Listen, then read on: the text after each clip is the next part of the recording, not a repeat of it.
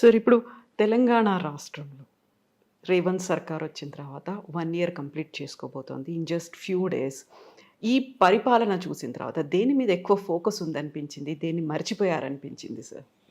ఒక మంచి నాకు అనిపిస్తుంది ఏంటంటే, గత ప్రభుత్వం చేపట్టినటువంటి ఆర్థికాభివృద్ధి కోసం విధానాలు, పెట్టుబడులను ప్రోత్సహించడం కావచ్చు, హైదరాబాద్ నగరాన్ని ఒక ఆకర్షణీయమైనటువంటి నగరంగా పారిశ్రామికీకరణకి, ఆర్థికాభివృద్ధికి చూపెట్టడం కావచ్చు, అది కొనసాగించే ప్రయత్నం జరుగుతోంది. దాన్ని అభినందిస్తున్నాం. ఏదో అభివృద్ధికి వ్యతిరేకంగా ఉన్నట్టు కాకుండా సంకేతాలు మంచివి ఇస్తున్నారు. ఒక దురదృష్టం ఏంటంటే, అలవిమాలని హామీలు ఇచ్చి కష్టాన్ని కొని తెచ్చుకున్నారు. అప్పటికే గత ప్రభుత్వం ఉన్నప్పుడే చాలా పెద్ద ఎత్తున సంక్షేమ పథకాలు అమలైనాయి. దానిలో కొన్ని మార్పులు చేర్పులు చేయొచ్చు, కానీ ఆ పైన అదనంగా మరొక 60-70 వేల కోట్లు బహుశా అన్ని కలిపితే, అన్ని మాటలు నెరవేరిస్తే 1,20,000 కోట్లు ఏడాదికి అదనం ఖర్చు అయ్యేట్టు తీసుకునేసరికి పచ్చగా ఉన్న రాష్ట్రంలో సంక్షోభాన్ని తెచ్చుకున్నారు. అది ఒక ముఖ్యమంత్రిగా నేను అన్నాను, ఎందుకంటే వారి పార్టీ ఒక కొన్ని హామీలు ఇచ్చింది, అసాధ్యమైన హామీలని. ఆ భారాన్ని విడమే పెట్టారు. మంత్రివర్గాన్ని వాడు తప్పట్టడం కష్టం. మంచి చెడు తప్పు పొరపాటు ముందే జరిగింది. మూడోది, అలాంటి పరిస్థితులు ఏంటంటే, డబ్బు లేనప్పుడు ప్రభుత్వాలు చేయవలసింది ఉన్న డబ్బును సద్వినియోగం చేసే పద్ధతులు అట్లా చేయాలి. ఉదాహరణకి విద్యకి బోర్డంత ఖర్చు పెడుతున్నారు. విద్యా ప్రమాణాలు అధ్వాన్నంగా ఉన్నాయి. గతంలోనే 50% పైగా 54-55% మంది పిల్లలు స్కూళ్ళల్లో, ప్రైవేట్ స్కూళ్ళల్లో ఉన్నారు. ఇప్పుడు ఇంకా తగ్గిందని చెప్తున్నారు. నేను ఏమంటాం, 66 లక్షల మంది పిల్లలు ఉంటే తెలంగాణలో స్కూల్ విద్యార్థులు, 21 లక్షల మంది ప్రభుత్వ స్కూళ్ళని ఈ మధ్య అందిన సమాచారం. వాస్తవం కాదు, పరిశీలించాలి. 66లో 21 లక్షలు అంటే దాదాపుగా 33-32% వచ్చేసాం మనం. గవర్నమెంట్ స్కూల్ మీద నమ్మకం పూర్తిగా పోయింది. ఖర్చు ఒక్కొక్క బిడ్డ మీద ₹1,00,000 పెడుతున్నారు. కాబట్టి మీరు చూడాల్సిన మొట్టమొదటి ప్రాధాన్యత ఏంటంటే, ఇంతంత ఖర్చు పెడుతున్నాడు, అదనంగా డబ్బులు ఖర్చు పెట్టక్కర్లా. పిల్లల విద్యా ప్రమాణాలు పెంచడం ఎట్లాగా? పరీక్షల పద్ధతిని సమూలంగా మార్చి పరీక్షల్లో నిజాయితీ తీసుకురావాలి. పరీక్షల్లో మేధస్సును పరిశీలించే ఏర్పాటు కావాలి, బట్టి పట్టేది కాకుండా. అది గవర్నమెంట్ స్కూల్ కావచ్చు, ప్రైవేట్ స్కూల్ కావచ్చు, బాధ్యత మొత్తం మీదే. విద్యలో ఫలితాలు తీసుకురావడం బాధ్యత మీది. ఫలితం అంటే పాస్ కావడం కాదు. 96% మంది పాస్ అయినట్టు కనిపిస్తుంటే 10% మందికి కూడా ఆ క్లాస్ లెవెల్లో పరిజ్ఞానం లేదు. ఇంకా పాస్ ఏంటి? దొంగ పాస్లే. ఈ ప్రభుత్వం లెక్కలు చెప్తాను. నేషనల్ అచీవ్మెంట్ సర్వేలో గణితంలో కానీ, సైన్స్లో కానీ 10-12% మందికి ఆ స్థాయికి తగ్గటువంటి పరిజ్ఞానం ఉన్నది. పాస్ అయ్యి 96%. మరి ఈ మధ్యలో 85% ఏమవుతుంది? ఎందుకుంది అది అంతరం? దాన్ని పూరించే బాధ్యత ప్రభుత్వానికి. దీనిలో డబ్బులు ఖర్చు అక్కర్లా, పద్ధతుల్ని మార్చాలి. అలా కాకుండా ఎట్లా ప్రతి ఓట్ల మీదే మనం దృష్టి పెట్టి 11,000 మంది టీచర్లు రిక్రూట్ చేశాను అని ప్రచారం చేసుకుంటున్నారు. అసలు అంతమంది టీచర్లు అక్కర్లా. తెలంగాణలో విద్యార్థుల సంఖ్య ఏడాదికి తగ్గుతోంది. ఎందుకంటే జనాభా అదుపులోకి వచ్చి ఆ 14-15 ఏళ్ల లోపల ఉన్న పిల్లల సంఖ్య తగ్గిపోతుంది సమాజంలో. మంచిది అది. అలాంటప్పుడు నేను టీచర్లు ఎక్కువ ఎందుకు? ఇప్పటికే టీచర్లు మన పిల్లలకు సరిపడినంత మంది ఉన్నారు. 14-15 మంది పిల్లలకు ఒక టీచర్ ఉన్నప్పుడు అదనంగా టీచర్లు పెట్టడం ఇంత పెద్ద అంశంగా తీసుకొచ్చి ఇంత పెద్ద యాడ్స్ చేసుకున్నారని చెప్పండి. మీకు పరిపాలన మీద ఏంటి దృష్టి ఉంది? ఎన్నికల్లో ఓట్లు, దానికోసం ప్రజలను మభ్యపెట్టి గవర్నమెంట్ ఉద్యోగాలే పరిష్కారం అనే భావాన్ని చూపెట్టడం, ఫలితాలు రావు మళ్ళీ పిల్లలకి. విద్యారంగం అన్నది సామాన్యుల పిల్లలకి మంచి విద్య అందించడం కోసం, అంతేగాని కొంతమంది యువతకు ఉద్యోగాలు ఇచ్చి పని చేయకుండా కూర్చోబెట్టడం కోసం కాదు. ఏ రంగమైనా కూడా ఈ మౌలికమైన విషయంలో దృష్టిలో పెట్టాలి. అది కనుక చేసి ఆర్థిక క్రమశిక్షణ పాటించినట్లయితే ఉన్న యంత్రాంగాన్ని ఉపయోగించుకుని ఫలితాలు తీసుకురావడం, ఖర్చు పెట్టడం అంతనే కాదు, ఫలితాలు. మూడోది, ఈ ఆడంబరాలకు పోకుండా పొదుపరితనం పాటించడం. మీకు మూసి ప్రక్షాళన అన్నారు, సంతోషం. 1,50,000 కోట్లు అన్న మాట వచ్చింది. నా గుండె బేజారైపోయింది. చైనాలో, ప్రపంచంలో అమెరికాకి దీటైన ఆర్థిక వ్యవస్థ, మనకు 5 రెట్లు ఉన్న ఆర్థిక వ్యవస్థ, చైనా దేశం మొత్తాన్ని ప్రభావితం చేసింది 3 Gorges ప్రాజెక్ట్. ఆ ప్రాజెక్టుకి అయిన ఖర్చు ఎంత ఉందో అంత మీరు ఒక చిన్ని రాష్ట్రంలో, ఒక పేద దేశంలో, చిన్ని రాష్ట్రంలో, ఒక నగరంలో, ఒక ప్రాంతంలో అంత ఖర్చు పెడతామని మాట్లాడుతున్నారు. సై మనకు అర్థం ఉందేమన్నా? అమెరికా లాంటి దేశం కూడా ఒక $20-30 బిలియన్ ఒక ప్రాజెక్టు ఖర్చు పెడతామంటే 100 సార్లు ఆలోచిస్తారు.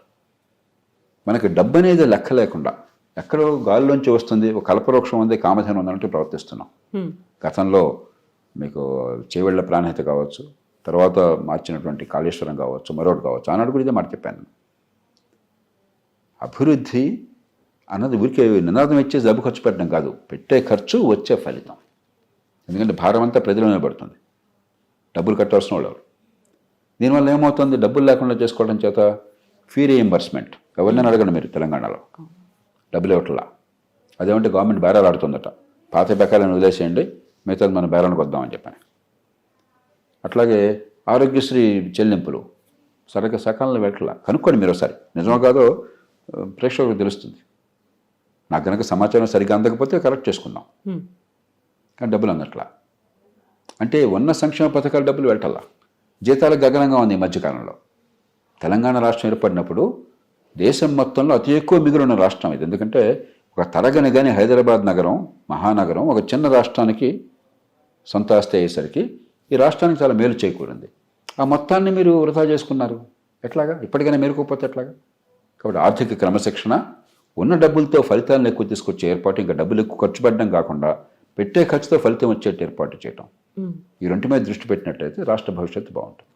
సార్, మీరు అన్నట్టుగా ఇప్పుడు ఆర్థిక క్రమశిక్షణ అనేది లేకపోవడం అనేది ఇప్పుడు ప్రాజెక్టుల మీద ఎక్కువ ఫోకస్ పెడుతున్నట్టుగా అనిపిస్తోంది. మూసీతో పాటుగా అక్కడ బాపు ఘాట్లో బాపు ఐడియాలజీ సెంటర్ అతిపెద్ద విగ్రహాన్ని ఏర్పాటు చేస్తాము అనేది, 4th సిటీని ఏర్పాటు చేస్తాము, అక్కడ క్లస్టర్లు ఏర్పాటు అవుతాయి. ఇవన్నిటితో పాటుగా వాళ్ళు ఇచ్చినటువంటి హామీలు కూడా ఉన్నాయి. దళిత బంధు కావచ్చు, లేకుంటే రైతు రుణమాఫీ, రైతు బంధు, ఇలాంటివన్నీ కూడా ఉన్నాయి. అందరూ ఎదురు చూస్తున్నటువంటి హామీల అమలు అనేది ఎన్ని మార్క్స్ వేస్తారు సార్ ఓవరాల్గా? ఎలక్షన్ కాగానే నేను బహిరంగంగా చెప్పాను, అసాధ్యమైన హామీలు ఇచ్చారు, జరిగిందో జరిగిపోయింది. కొత్త ప్రభుత్వం చిత్తశుద్ధితో, అంచెనిష్ఠూరం కంటే ఆదినిష్ఠూరం మేలు. ఇదిగో డబ్బులు ఇవి, కొన్ని తెలుసో తెలియకో మేము హామీలు ఇచ్చాం, కొన్ని సాధ్యం, కొన్ని సాధ్యం కాదు. సంక్షేమం, అభివృద్ధి సమతూకం కావాలి. రాష్ట్ర భవిష్యత్తును గంగలో కలిపి తాత్కాలికంగా ఓట్ల కోసం డబ్బులు పంచిపెడితే ఉపయోగం లేదు. కాబట్టి ఇవి కొన్ని చేస్తాము, కొన్ని కొంచెం ఆలస్యం అవుతాయి. కానీ అంతకంటే ముఖ్యంగా ఆర్థికాభివృద్ధి కోసం ఇగో ఈ పనులు చేస్తాము అని ప్రజల ముందుకు వచ్చినట్టయితే అది సరైన పద్ధతి. కానీ తొందరపడి మాట ఇవ్వటము, మాట ఇచ్చాక నిజాన్ని చెప్పకపోవటము, చాలా విన్యాసాలు చేయటము, చివరికి ప్రజలు తిరస్కారానికి గురి కావటము ఎన్నో రాష్ట్రాల్లో చూస్తున్నాం మనం. రుణమాఫీ ఎందుకు మీరు ప్రకటించారు? ఎన్నిసార్లు రుణమాఫీలు జరిగినాయి? మీరు అప్పు చేసి ఈ రాష్ట్ర ప్రజల మీద అప్పుల భారం పెట్టి రుణమాఫీ చేస్తున్నారు. రుణమాఫీలు ఎన్నిసార్లు చేశారు కదా.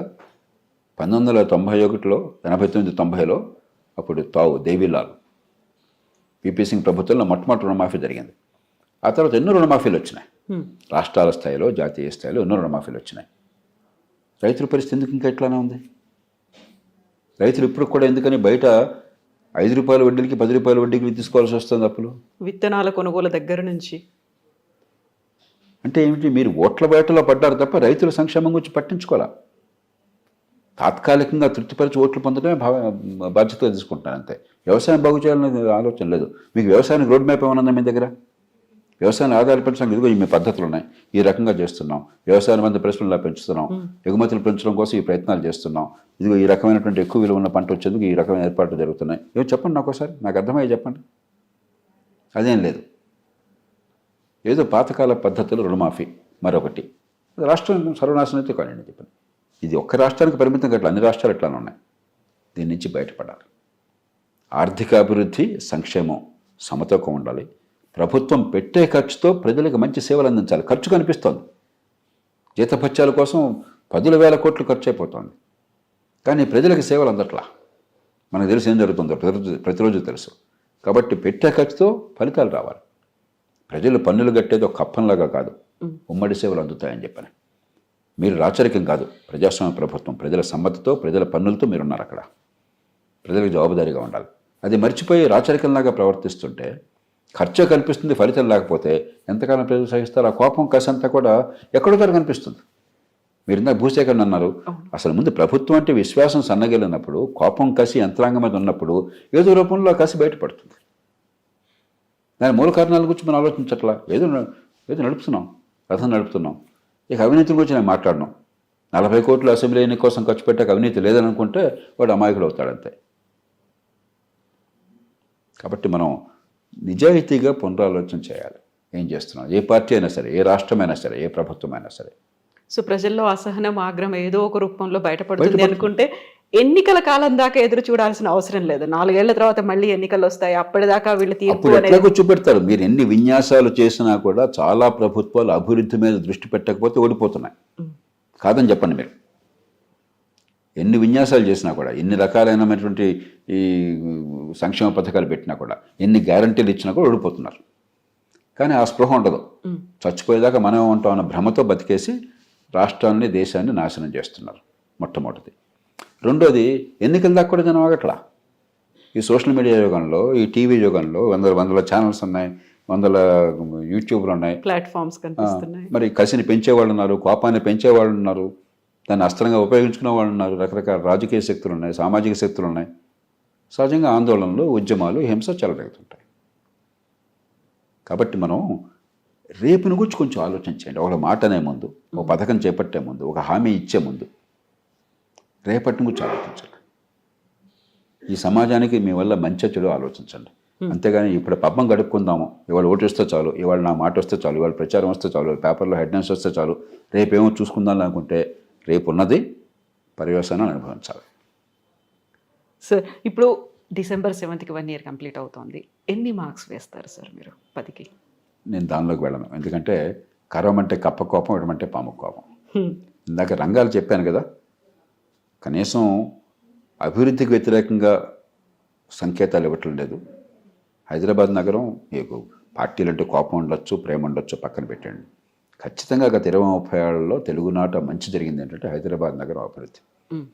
ఒకప్పుడు దక్షిణాదిన అతి తక్కువగా ఉన్న నగరం, దేశంలో పెద్దగా తలమానికి కానటువంటి నగరం, ఇవాళ దేశంలో గర్వించదగ్గ నగరం. మరి చెన్నైని దాటి వెళ్ళింది. ఇవాళ చెన్నై కంటే హైదరాబాద్ వ్యవస్థ, ఆర్థిక వ్యవస్థ ఇంకా మరింత బలమైనది. మనం గర్వపడాలి. మనకంటే బెంగళూరు ఇంకా బలమైనది. అక్కడ మనకంటే భౌగోళిక కారణాలు ఉన్నాయి, మనకంటే ముందు కొంచెం ఫస్ట్ మోర్ అడ్వాంటేజ్ ఉన్నది. దాన్ని కొనసాగించారు. చంద్రబాబు నాయుడు గారు దాన్ని ప్రారంభం చేసి గట్టి కృషి చేస్తే, రాజశేఖర రెడ్డి గారు కానీ, తర్వాత వచ్చిన కాంగ్రెస్ ప్రభుత్వాలు కానీ, టీఆర్ఎస్, బీఆర్ఎస్ కానీ, ఇప్పటి కాంగ్రెస్ ప్రభుత్వం కానీ దాన్ని కొనసాగించారు. దాన్ని అభినందిస్తున్నాను. అలాగే ఇంత పెద్ద ఉద్యమం వచ్చి ఆంధ్ర, తెలంగాణ పేరుతో కొన్ని సందర్భాల్లో ద్వేషాలు, కోపాలు వచ్చినా కూడా అవన్నీ పూర్తిగా సమస్పోయేట్టు చేసి చాలా బాధ్యతతో వ్యవహరించారు. గతంలో ఉన్న బీఆర్ఎస్ ప్రభుత్వం, టీఆర్ఎస్ ప్రభుత్వం కావచ్చు, ఇప్పుడున్న కాంగ్రెస్ ప్రభుత్వం కావచ్చు, అందుకు వారిని అభినందించాలి. ఇందాక మిగతా పొరపాట్లు నేను చెప్పాను.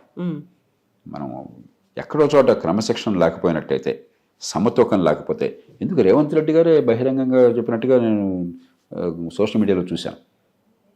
ఆయన గతంలో ఎంపీగా ఉండగా, అవునయ్యా మేము మోసం చేస్తాము, మోసం చేయమని మీరు